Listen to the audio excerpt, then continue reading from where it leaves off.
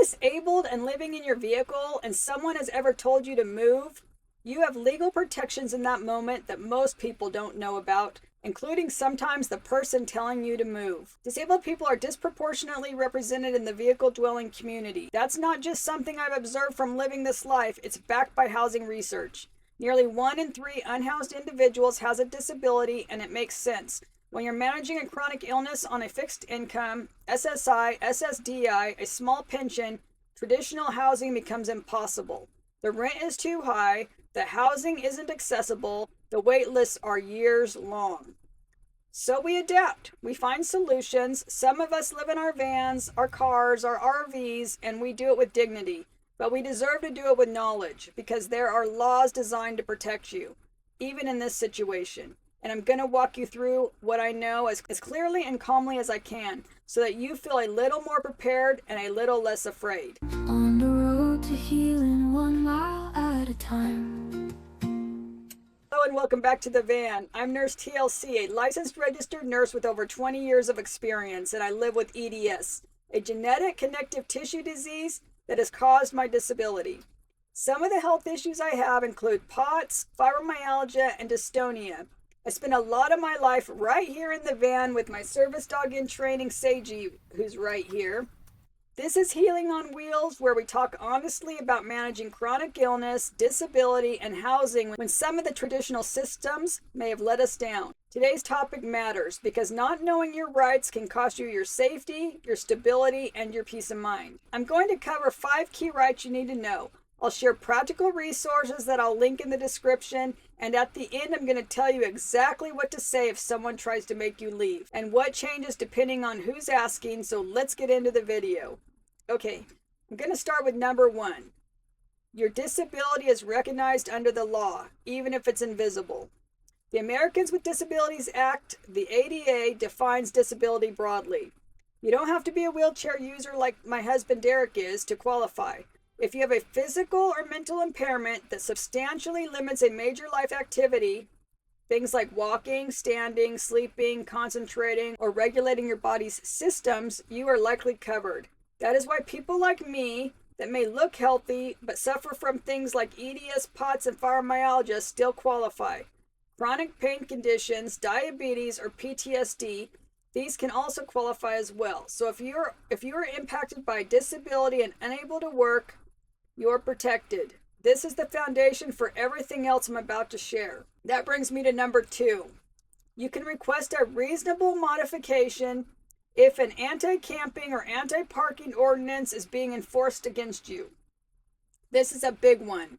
Many cities have passed laws that criminalize sleeping in a vehicle or camping on public property. After the Supreme Court decision in Grants Pass in 2024, cities can enforce these laws more broadly.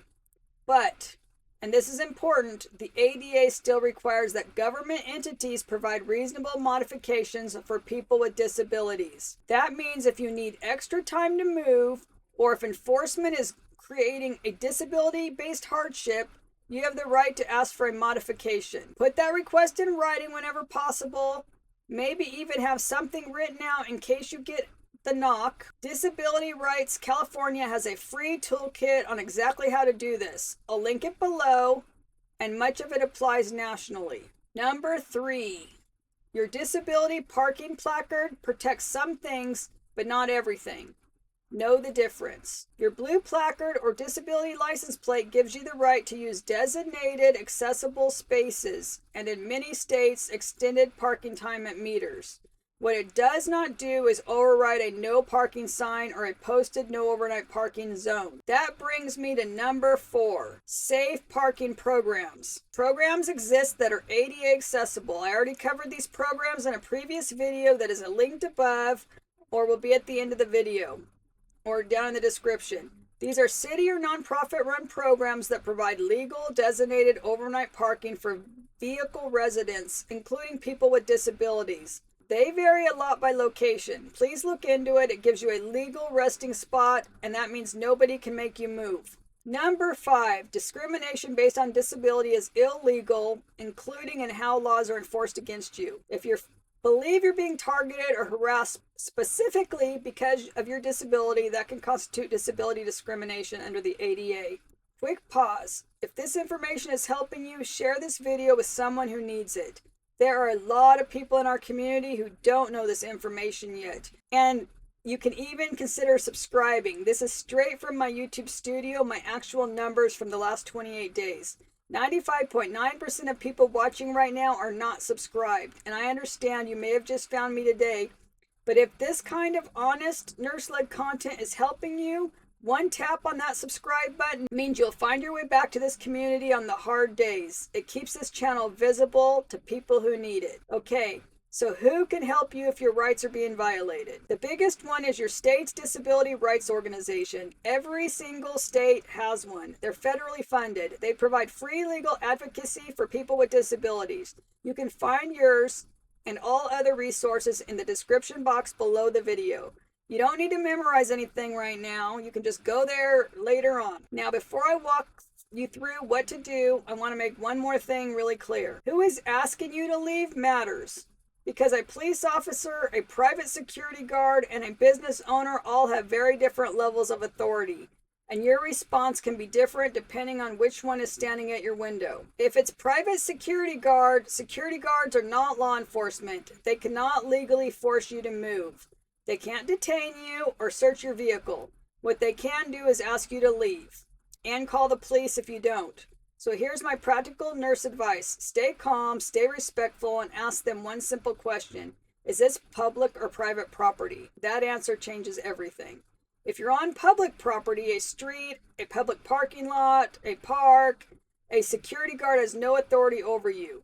You can politely say, I understand your concern. I'm not on private property and I'm not breaking any laws.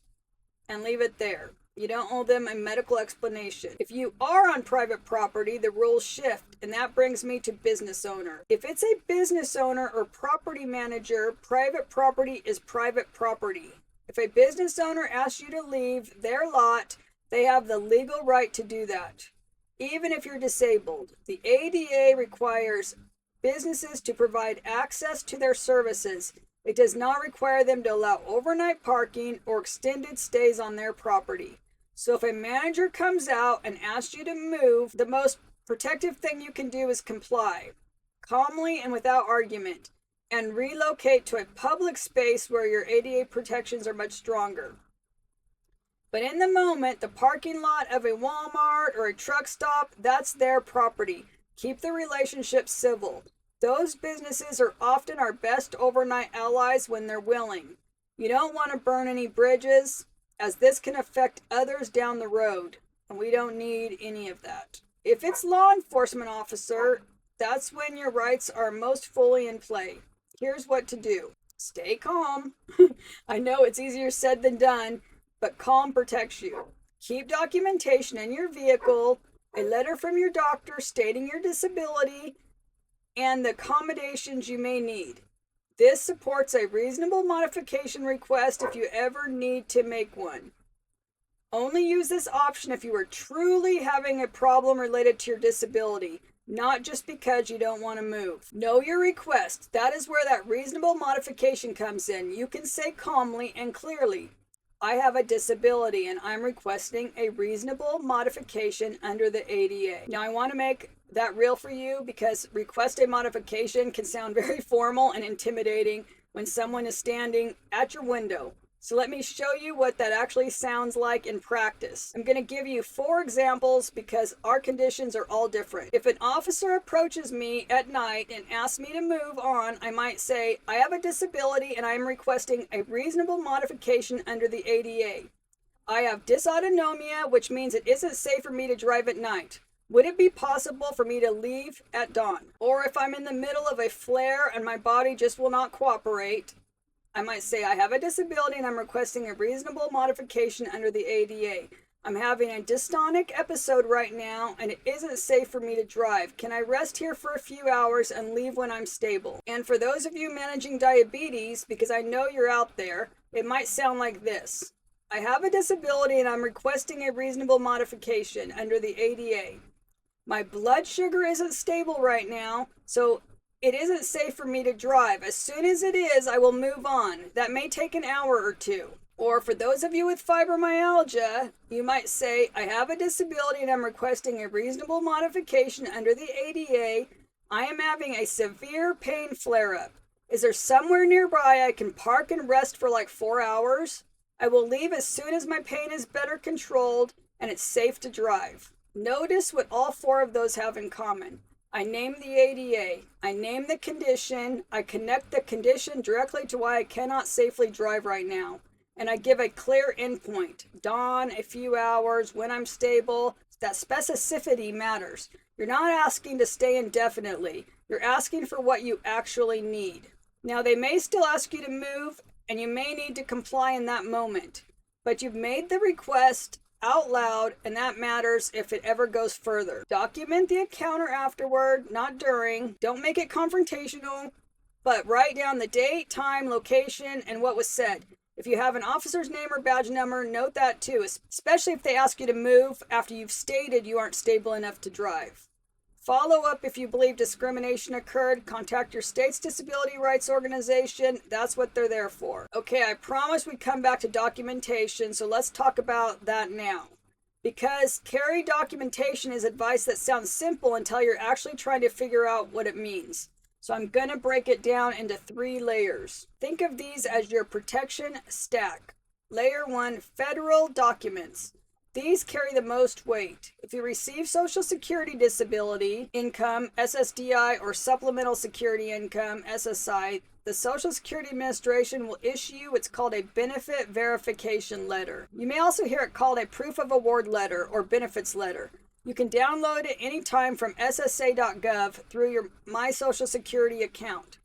Print a copy and keep it in your vehicle. That single document is accepted as proof of permanent disability for federal programs, including the America the Beautiful Access Pass, which many of you already know about. But if you don't, there'll be a link above or in the description on how to access that pass.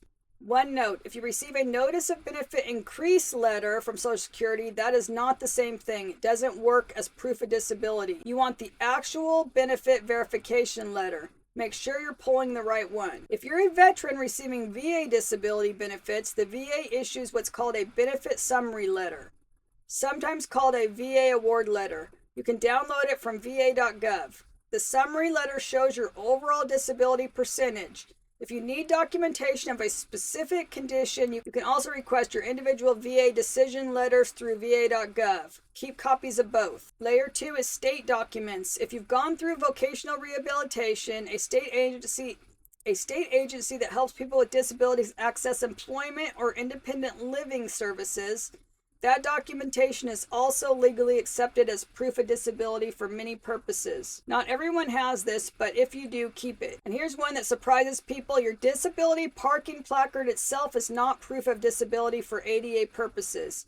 I know it feels like it should be, but the placard proves you were approved for a parking accommodation. It does not document the underlying condition or your functional limitations. What matters is the medical certification that supported that placard application. And that brings me to layer 3, a letter from your doctor. This is the most versatile document you can carry. This is what I carry.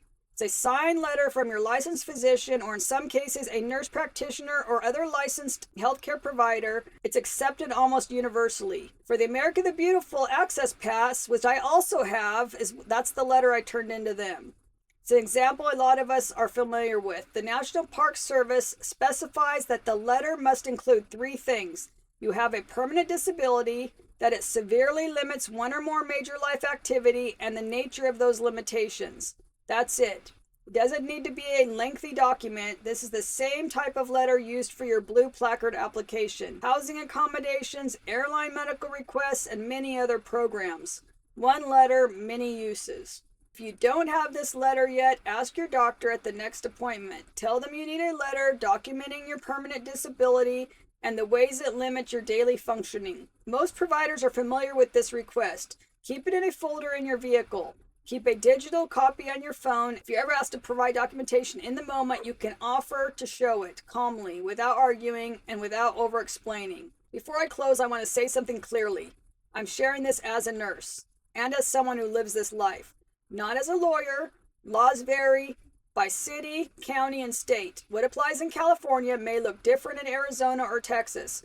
Please use the resources I've shared in the description box below to get information that's specific to where you are. Thanks for watching. If you learned something new or found value in this video, please subscribe and hit the notification bell. Next week I'm going to give you an update about Seiji here and the amazing things she has been up to.